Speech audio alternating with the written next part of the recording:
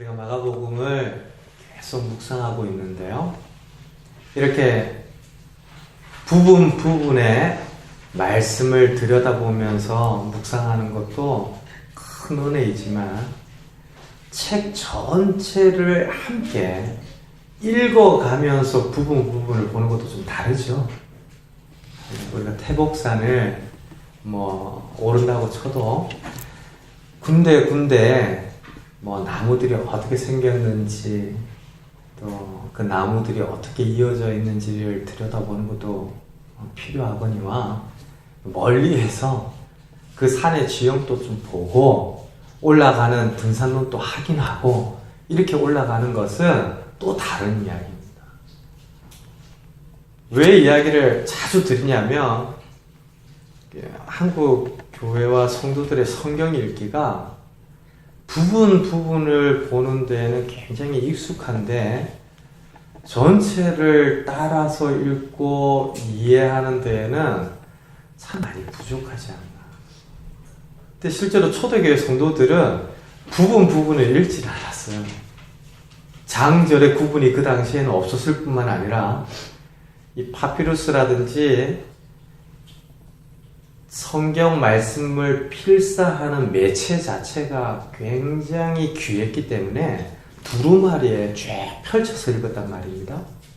그러니 마가복음 같은 것도 마가복음만을 가진 몇몇 교회가 이걸 해라 말 때마다 연결해서 읽고 사무엘상하도 마찬가지죠. 한번 우리가 쭉 되돌아봤던 성경을 다 되짚어 보면요. 요나서도 1장부터 4장까지를 다 이해하면서 보는 것과 군데를 따로 보면서 전체를 생각하지 않는 것은 천지 차이입니다. 마가복음 우리가 보는 가운데 나타난 무화과 나무도 그래요. 그 무화과 나무만 딱 들여다보면 어떻습니까?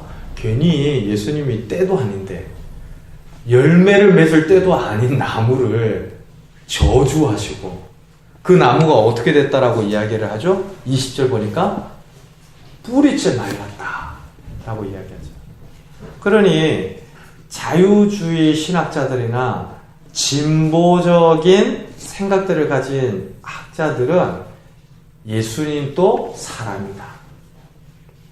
배고파서 시장에서 열매를 거두었는데 열매를 내지 않는 무화과 나무를 파괴하는 파괴적인 기적들이 이 사건 가운데 나타났다.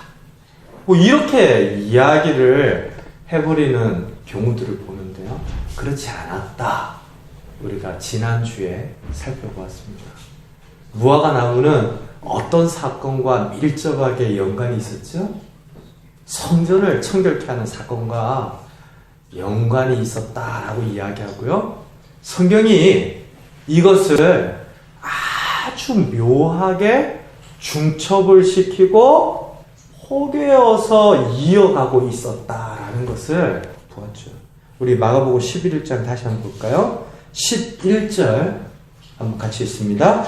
예수께서 예루살렘에 이르러 성전에 들어가서 모든 것을 둘러보시고 때가 이미 저물매 12 제자를 데리시고 베다니에 나가십니다.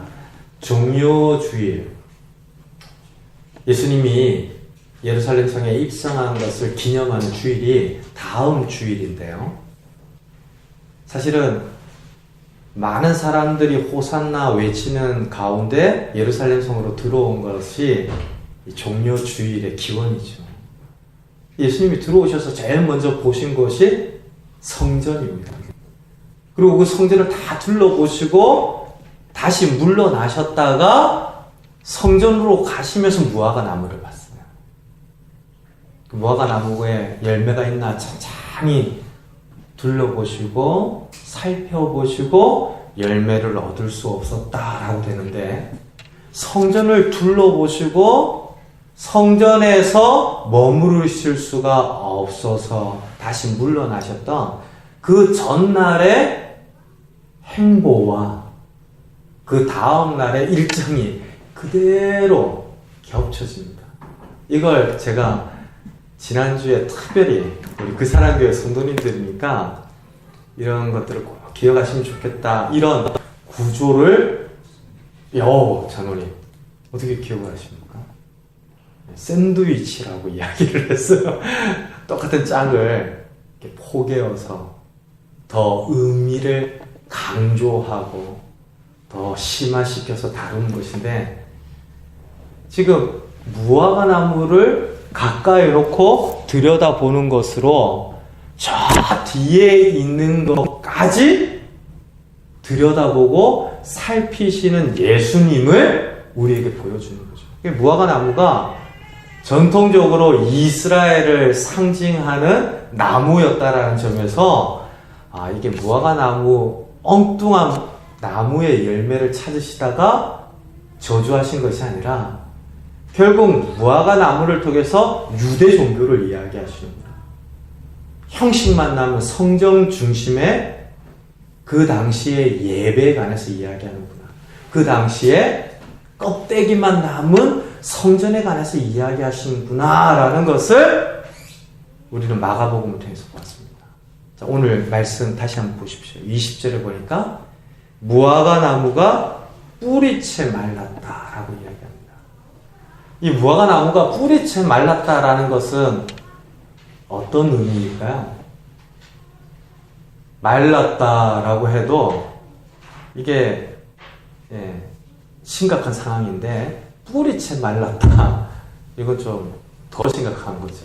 지난 주 중에 저희 집과 오랫동안 함께했다 이 산스베리아 화분이 있는데, 이 품종이 굉장히 죽기가 어려운 품종이에요. 웬만해서는 잘 안 죽는데 딱 눈여겨보니까 화분 하나는 이미 죽었고 그 세 개 중에 또 하나가 죽어가고 있는 게 너무 눈에 보이는 거예요. 이 뿌리채 덜렁덜렁 거리고. 그래서 제가 이건 좀 너무하다. 이건 진짜 죽이기 힘든 화분인데 어떻게 우리 집에서 죽어나가는 걸 내가 날마다 이 거실에서 확인을 해야 되느냐, 아내한테 따져서 물었더니 이게 또 왜 이렇게 죽냐 그러면서 그래서 이제 화분을 좀 옮겨놨어요. 햇빛 드는 쪽으로. 근데 이게 뿌리채 들려있는 거예요. 근데 이 품종은 다시 화분에 꽂으면 뿌리가 다시 산다면서요. 뭐 잘은 모르지만 그런 것과는 다른 종류의 나무예요. 그런 무화과 나무가 뿌리채 말랐다라고 하는 건 가능성이 없는 거죠. 소망이 없는 겁니다. 이건 이제 죽었다라는 사망 선고입니다. 그러니 예수님께서 둘러보셨던 성전은 어떻다라는 거죠? 사망했다라는 거예요. 실제로 이스라엘의 역사를 통하여서 성전은 계속해서 사망 선고를 받아왔습니다. 오늘날 많은 교회들이 착각하고 있는 부분인데요. 교회 잘 지어놓고 봉헌하고 헌당하면 이 교회가 영원할 수 있을 것이다 라고 생각을 하는데, 지금 세계 곳곳에 너무나 구체적인 보고들을 통하여서 아니다라고 나오잖아요. 그리고 예배당이죠.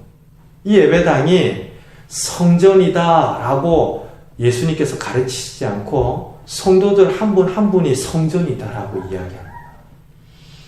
물론 예배당은 예배를 드리는 처소로서 소중히 다루어져야 하겠지만, 이곳이 성전이고 이곳을 벗어나서 나가는 순간부터 성전과 멀어지는 존재로 사는 것을 원치 않으시죠. 진짜 성전은 저와 여러분들입니다. 예수님께서 지금 예루살렘 성에 있는 성전에 대하여 사망 선고를 내리는데 이스라엘의 역사를 통하여서 증명이 됩니다. 첫 번째, 다윗을 통하여서 기획되고 기도가 되고 이렇게 세워졌던 성전 무너졌죠.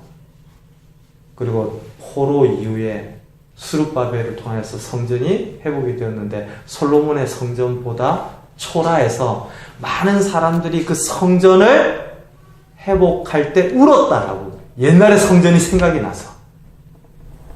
그런데 예수님 당시에 80여 년 동안 이 성전, 스룹바벨 때에 지어졌던 성전을 복구하고 보수하는 공사를 했어요.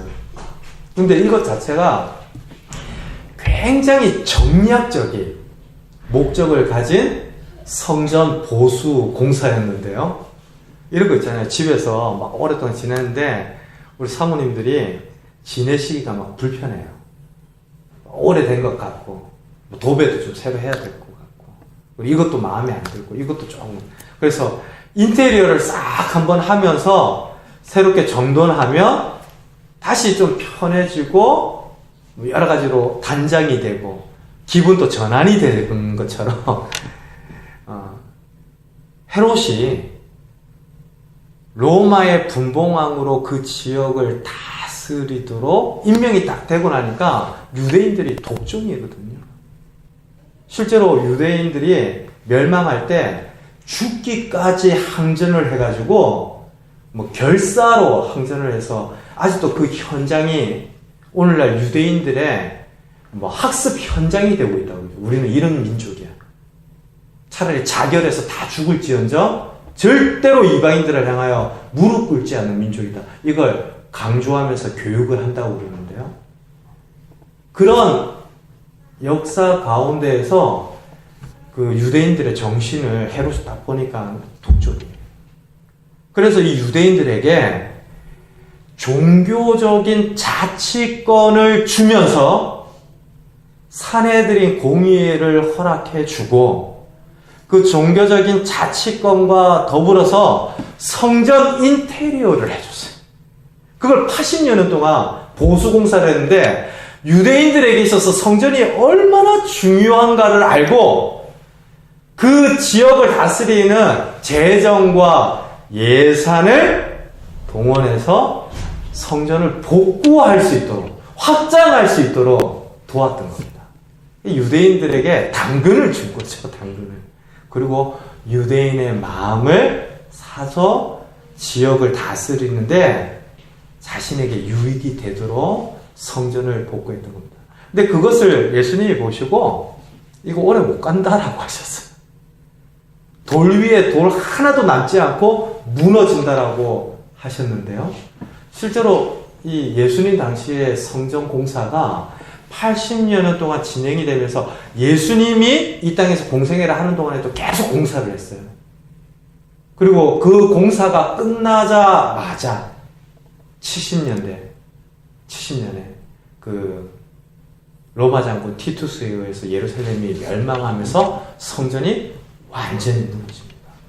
그러니까 예수님께서도 이미 이것을 알고 계셨기에 돌 위에 돌 하나도 남지 않는다. 그 당시 예루살렘 성전을 보면 저 뒤의 일을 앞당겨서 이야기를 하신 거예요. 지금 무화과 나무 통해가지고 뿌리채 말랐다라고 하는 것은 유대 종교가 이제 죽는다. 지금 뿌리채 뽑혀도 지금 산스베리아는 지금 퍼릇퍼릇하거든요. 다시 꽂지 않으면 이거 죽을 거예요. 지금은 풀어서 산 것처럼 보이는데 저대로 내버려두면 죽을 거예요. 유대 종교도 마찬가지겠구나라는 것을 우리는 무화과 나무를 통해서 봅니다. 베드로가 이걸 보고 깜짝 놀라죠. 아니 예수님이 말씀하신 그대로 무화과 나무가 뿌리채 말랐습니다. 죽었습니다. 지금 베드로는 이 무화과 나무에게서 열매를 구하려고 했던 예수님의 동기와 의도를 잘 모릅니다. 어떤 면에서 저와 여러분들은 베드로보다도 더 큰 영적인 유익을 얻고 있는 성도들이에요. 물론 그들은 예수님 곁에서 보고 동행하고 사도로 쓰임받은 너무나 특별한 사람들이지만요. 그 당시에 이 말씀을 깨달을 수 없었잖아요. 근데 우리는 무화과 나무와 성전을 샌드위치처럼 포개어서 계속해서 말씀을 주실 때, 이 나무가 뿌리채 마른 건 이 껍데기만 남은 성전은 얼마든지 무너질 수 있겠구나 라고 하는 하나님의 경고이고, 그렇게 내용과 알맹이가 사라진 형식만 남은 신앙은 결코 하나님이 기뻐하시는 신앙이 아니다라는 것을 우리에게 말씀하고 계시는구나 배우잖아요. 근데 베드로는 잘 몰라요. 그러니까 뿌리채 마른 나무를 보면서 쇼킹해서 이야기를 하는 거죠. 이거 어떻게 된 일입니까? 예수님.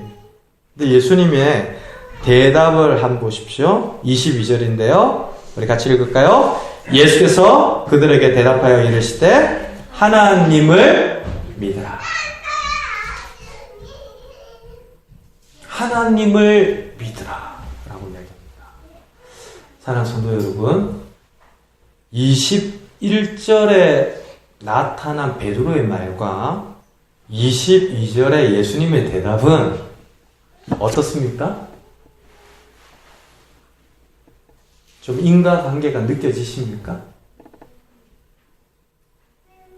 나무가 뿌리채 말랐습니다 라고 이야기를 하는데 예수님께서 하나님을 믿으라 라고 이야기를 하셔요. 어떠세요? 네. 지금 베드로는 이 무화과 나무를 통해서 예수님께서 주신 교훈을 모르죠.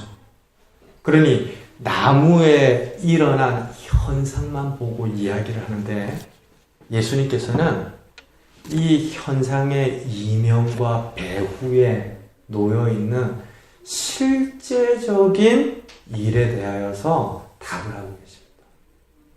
성도의 삶이 자칫 잘못하면요, 눈에 보이는 현상에만 반응하며 사는 그 세계에 머물고 마는 때가 있어요. 근데 그 안에 영적인 일들을 생각하고 묵상하며 살아갈 수 있을 때 내 삶이 그냥 내 삶이 아닌 게 되죠. 그냥 지내다 보면 일주일 금방 지나가지 않습니까? 그런데 그 일주일 가운데 내가 말씀을 생각하며 비로소 묵상할 때 그 일주일의 삶은 영적인 전쟁이고 하나님 나라가 내 삶 가운데 임하는 시간이 되고 내가 있는 현장은 보내심과 부르심이 있는 예배의 처소가 되는 것을 종종 경험해요. 그냥 문을 열고 닫는데 그냥 문이 아니라 예수님께서 그런 말씀하셨잖아요. 나는 양의 문이다 라고 하셨는데 그 말씀을 그렇게 그대로 적용할 수 있는 말씀은 아니지만 진짜 우리 집에 문고리를 잡고 예수님 문이라고 하셨죠? 제가 예수님을 통해서 이 집에 들어갑니다. 이렇게 기도하자고 그러면 우리 무슨 목사님 그런 걸 주문하시나 할 텐데 실제로 그 문이 예수님이다라고 하는 차원에서의 적용이 아니라 이 가정이 내게 주신 이 생업의 현장이 나의 생존을 위한 내 삶을 위한 1차적인 장소만이 아니라 사명의 자리구나. 그걸 깨닫는 묵상의 문고리가 되는 겁니다. 지금 베드로는 나무만 이야기를 하는데 예수님 하나님을 믿으라 라고 말씀을 하셨어요. 왜냐하면 예수님께서는 이 성전을 향하여 말씀하신 것이고 뿌리채 마른 무화과 나무는 성전이 더 이상 열매를 맺지 못하고 있더라라는 것에 대한 교훈이었기 때문입니다. 그런 교훈의 결론은 뭡니까? 하나님을 참되게 믿으라라는 것이죠. 사랑하는 성도 여러분, 내용을 잃으면 껍데기만 남습니다. 이 껍데기로 형식분이 신앙생활을 하다 보면 공허해져요. 이게 알맹이가 없으니까 공허해진단 말이죠. 처음에는 공허한 줄 모릅니다. 근데 이 공허할 때 나타나는 특징들은 뭐냐면 기품이 없어져요. 무력해집니다. 그리고 나중에는 걷잡을 수 없는 침체에 빠져요. 알맹이가 있어야 진짜 그 알맹이가 샘솟게 하는 생명의 강들을 말씀을 통해서, 예배를 통해서, 찬양을 통해서 경험하며 신앙생활을 하는데, 그 알맹이가 빠져 있으니까 찬양을 해도 영혼의 진동이 없고, 기도를 하는데도 하나님과의 소통의 경험이 없고, 신앙생활을 하는데도 너무 깊은 신체의 경험들이, 공허함들을 감당을 하지 못해서 쭉쭉 깔아내는 거예요. 지금 이스라엘이 그렇고 성전이 그렇기 때문에 예수님 답변하시기를 하나님을 믿으라는 겁니다. 내 방식, 너희들의 기준, 너희들이 생각하는 이 형식에 머물며 하나님을 믿는다라고 착각하면서 껍데기로 있지 말고 진짜 믿으라는 거예요.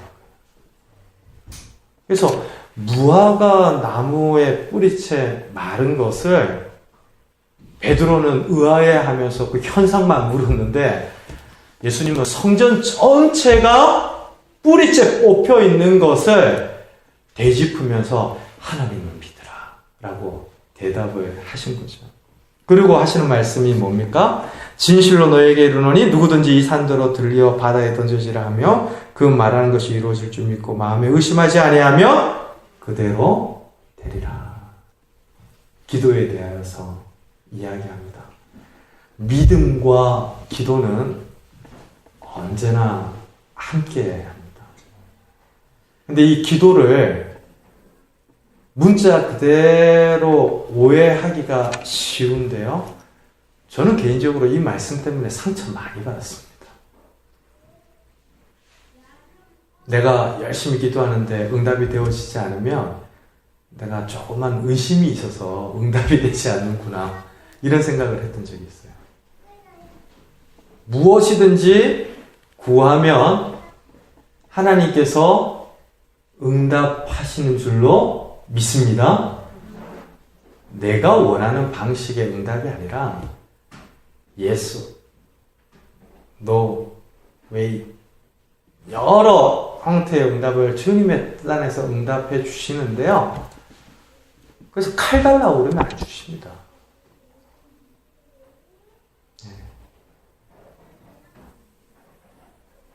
누군가를 해치는 힘을 달라고 그러면, 그걸 주시면 수송이도 망하고 교회도 망하고 함께하는 여러 사람들이 망한다는 것을 아시기 때문에 잘 안 주십니다.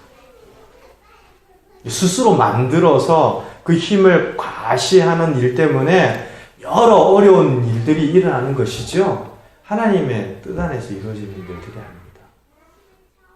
그런데도 성경 말씀을 그대로 보면 무엇이든지 구하면, 의심하지 않고 구하면 이루어진다라고 말하는 것처럼 이렇게 다가오는데요. 맞습니다. 그러나 그 믿음이 하나님을 믿는 믿음 안에서 드려지는 기도입니다. 그러니 이 산을 덜어서 바다에 던지는 것은 그 당시의 경험과도 같은데요. 불가능한 일을 두고 이야기할 때 이런 표현들을 썼어요. 그러니까 안 되는 일이 있죠. 해도 안 되는 일에 대해서 이야기할 때 그 산을 들어봐라, 이렇게 이야기를 합니다. 그러나 참된 믿음 안에서 이루어지는 기도에는 산을 들어서 바다에 던지우는 일은 하나님께 문제가 될 수 없다라는 이야기입니다. 특별히 이 산은 감람산이나 성전이 있는 산이었을 것이다 라고 이야기해요. 지금 예수님이 머무신 곳이 베단이니까 감람산에서 성전을 향해 가는 길 쪽에 있거든요. 그곳에서 내려다 보이는 바다는 사해입니다. 그러니까 감람산이든 성전이 있는 산이든 그것을 들어서 바다에 던진다라고 하는 것은 성전이 뿌리채 뽑혀서 말라 있다라는 것과 다르지 않아요. 근데 그런 일을 믿음 안에서 구하면, 기도하면 하나님께서 능히 불가능한 어떤 것으로 그 일을 듣고 지나치시는 것이 아니라 하나님의 뜻에 합당한 일 가운데 응답하실 때에는 불가능하지 않다. 그대로 이루어질 것이다 라고 예수님이 제자들에게 말씀하시는 거예요. 그러니까 지금 성전을 대체하는 믿음, 기도, 용서에 대하여서 말씀을 하시는데요. 보세요. 그 기도와 더불어서 예수님이 25절 보십시오. 같이 한번 읽을까요? 서서 기도할 때 아무에게나 혐의가 있거든 용서하라. 그리하여 하늘에 계신 너희 아버지께서도 너희 허물을 사하여 주시리라 하시니라. 이제 성전이 뿌리채 말랐습니다. 그러면 이스라엘은 어떻게 이제 살아야 합니까? 참된 믿음의 공동체, 예수님을 통하여서 하나님의 자녀가 되는 권세를 가진 성도들이 모이는 새로운 시대가 도래하는데 그 시대의 성도들은 성전에 매여 있지 않을 겁니다. 예루살렘 성전은 곧 망해서 돌 위에 돌 하나도 남아있지 않을 것이기에 예수님께서는 참된 믿음과 기도의 능력과 서로를 화해케 하는 용서 안에서 세워지는 공동체를 이야기합니다. 그건 불가능한 것이다 라고 이스라엘 사람들은 생각하는데 이 산을 들어서 바다로 옮기시는 일까지도 그대로 되게 하시는 하나님께서 이 하나님을 믿는 믿음과 믿음 안에서 구하는 기도와 하나님이 우리를 용납하신 것 같은 용서함의 특권과 능력 안에서 함께하는 성도들에게 가능하여지는 하나님의 나라로 이루실 것이다. 이것이 무화과 나무와 성전을 두고 제자들을 격려하고 위로하시는 예수님의 말씀입니다.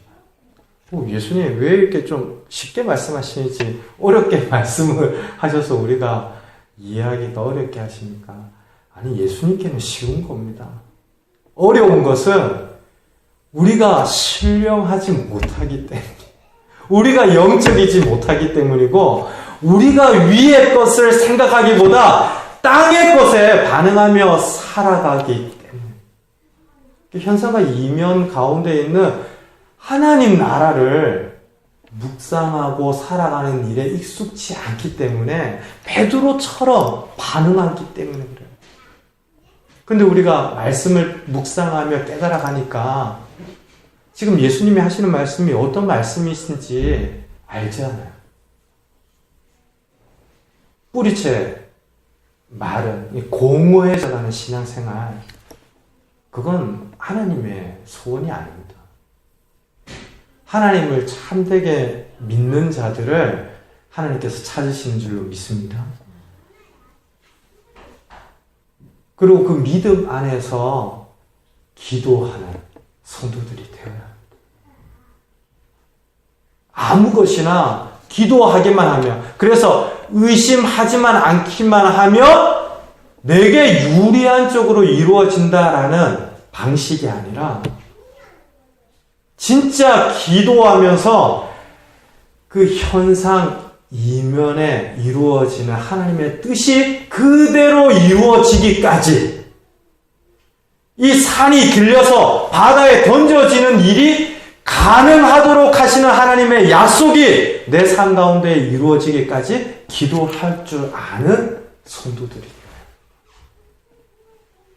그러려면 불편하고 마음을 힘들게 하고 꼬이게 하고 자꾸 넘어지게 하는 그들을 용서하고 용납하면서 화해할 때 진짜 성전을 대체하는, 이스라엘의 성전을 대체하는 새로운 믿음의 공동체의 능력들이, 생명력이 생겨나기 시작하는 것이죠. 무화과 나무, 성전, 예수님의 대답들이 다 하나의 이야기로 묶여져서 말씀하고 있는 것인데요.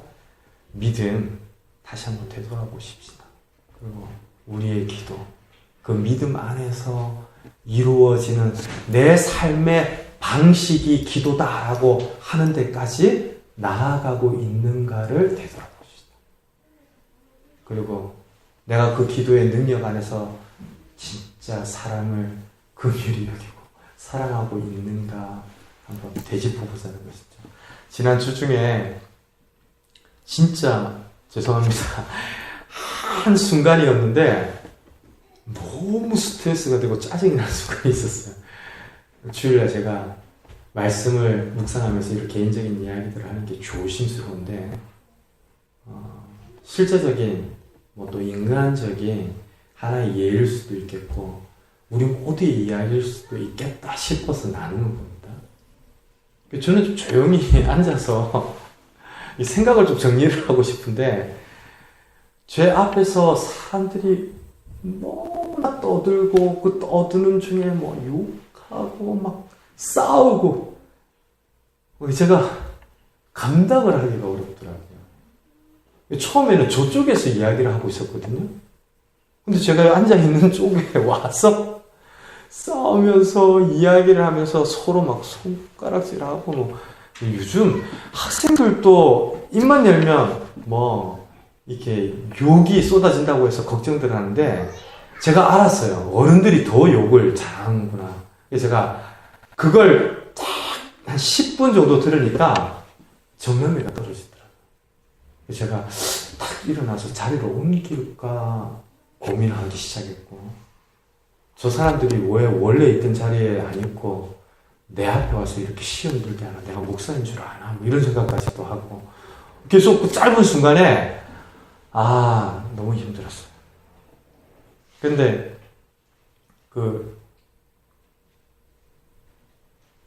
짜증나는, 그래서 그 사람이 정말 미워지는 그 순간에 제가 이렇게 개척을 하러 온 목사잖아요. 그리고 나 같은 사람도 용납하신 그 사랑에 관한 믿음을 가지고 이렇게 목회를 하겠다라고 결단하고 소원하는 목사인데 사람이 막 짜증이 나고 이러면 안 되겠다 싶은 거예요. 그리고 제 마음에 드는 하나의 묵상이 진짜 너가 불편한 게 나 때문이냐 라는 거였어요. 제가 그 짧은 순간이지만 그분들 막 욕하는 분들에 대한 하나님의 마음은 긍휼인데 그 마음과는 상관없이 온갖 똑같은 마음으로 이렇게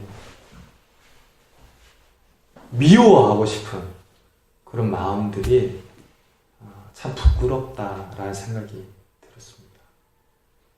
공동체를 이루어가고 믿음 안에서 하나님의 나라가 이 땅에 임하기를 소원하는 성도들이라면 용서에 대하여서 배워가야 하고 경험해 가야 할 줄로 믿습니다. 그것이 뿌리채 말라버리는 공허한 형식의 신앙으로 가는 것을 끊임없이 붙잡아주고 우리 안에 진짜 신앙의 생명이 무엇인지를 되돌아보게 하는 실제적인 질문과 현장이 되도록 할 것입니다. 예수님이 지금 베드로에게, 제자들에게 믿음과 기도와 용서에 관하여서 가르치는 것은 그런 껍데기인 성전의 기독교를, 형식을 따라가지 말고 진짜 실제적인 하나님과의 소통과 사귐 안에서 믿음이 회복되어져야 한다라는 것을 이야기하는 것인데요. 우리 모든 성도들의 신앙생활이 이와 같이 되기를 주님의 이름으로 축원드립니다. 그래서 주님께서 열매를 찾으실 때 때가 아닙니다. 나에게 열매를 맺을 만한 기회가 없었습니다가 아니라 하나님이 열매를 찾으시는 그때가 내게 준비되어 있어야 할 때라는 사실을 기억하면서 이번 한 주 원망과 힘을 다해 진짜 믿음과 기도와 용서의 능력들을 회복해 나가고 또 그런 열매들을 맺어가는 우리 그 사랑 교회 성도님들, 가정, 그런 직장, 모든 관계가 하나님의 은혜 안에서 허락되어지기를 또 경험되어지기를 주님의 이름으로 축원드립니다. 우리 같이 한번 기도하겠습니다.